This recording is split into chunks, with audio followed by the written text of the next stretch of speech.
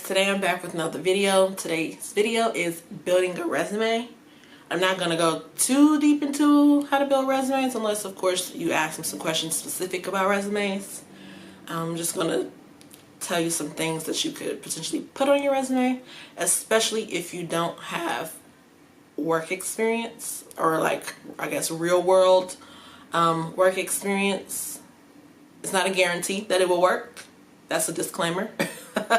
But it's just something that you can put to show the work that you've done. Of course, you know, it's kind of like a hard way to put your work on your resume. Usually people put it in their cover letters, but a lot of people don't even read cover letters. So without further ado, let's just get to the point.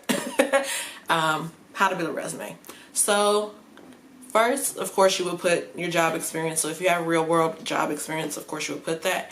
If you're looking for jobs in a specific field, you should put jobs that are specific to the field or work that you've done at a job specific to a field. So since this is PR, if you worked a food job, you wouldn't put anything that has to do with food for a PR job unless it's in a food field. So if you're doing food PR, of course you, I guess, would put that on there, but it should be specific to PR. So if you've done like newsletters, social media work,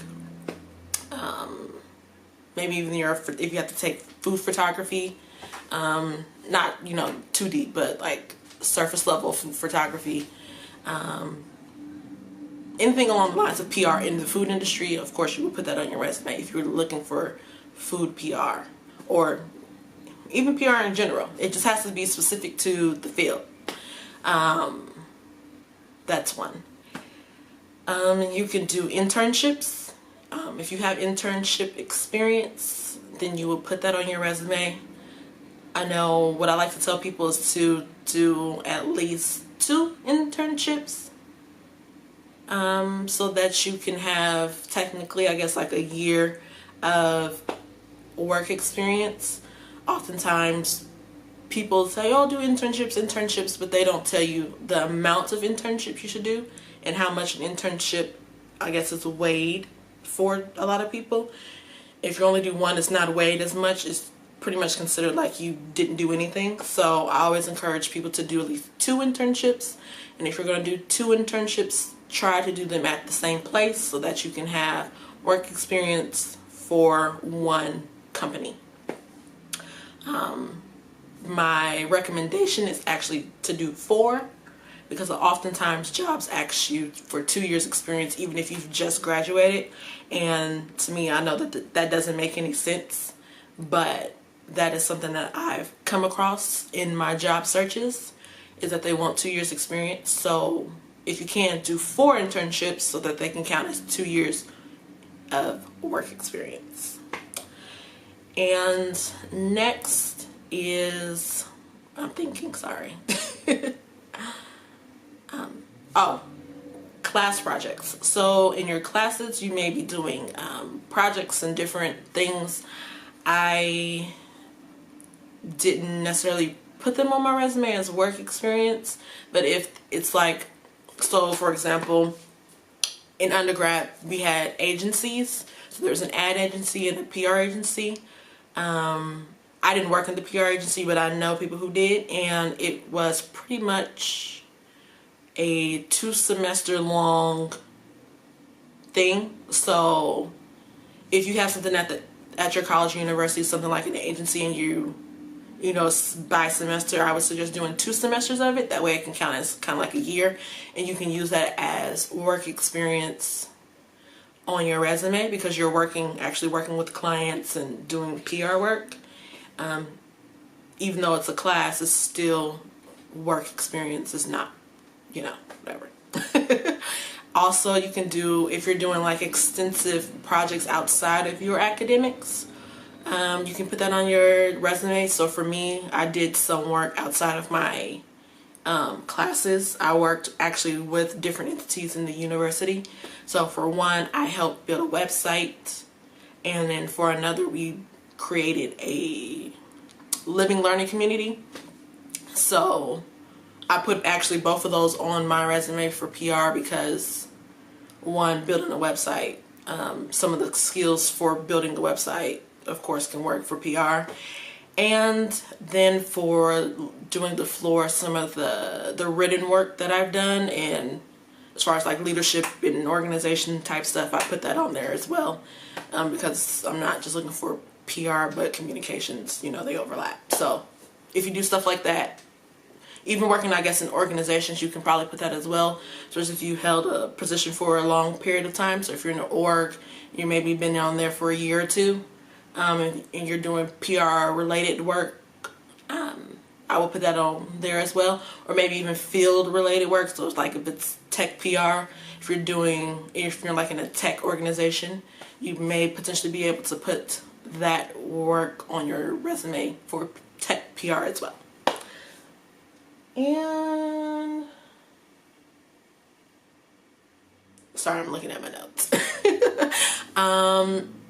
Also, of course, you know, you put your activities and your skills. So for activities, you put your org stuff, your volunteer work. That doesn't have to be field specific. But if you do have, of course, organizations or activities that you're doing that are PR related, of course, you put that on there. But it doesn't have to be like you volunteered for a PR something, or you're a member of a PR org. You could just put that you were a member of some org. They just want to see that you're doing things outside of yourself. That's the whole reason why that section is there. It's not necessary to put on there. If you don't have it, don't force it. Oftentimes that can be something that can be removed, especially if you have a lot of work experience. That's pretty much like the first thing to go. Oh, skills. So skills, you don't put like, you know how to communicate, you know how to read well, whatever. You don't put those skills. Pretty much they know that you know how to communicate and you know how to read well if you're in college. So the things that you need to put are like that you've worked with Adobe, InDesign, and Premiere, and Dreamweaver, and Photoshop, stuff like that. The different cameras that you use, so like how I'm using this Panasonic camera, I will put that on my resume. I know how to use my cell phone camera. I will put my cell phone on there as well.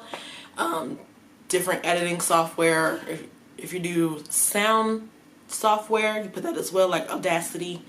If you know how to use Canva, you can put that on there as well.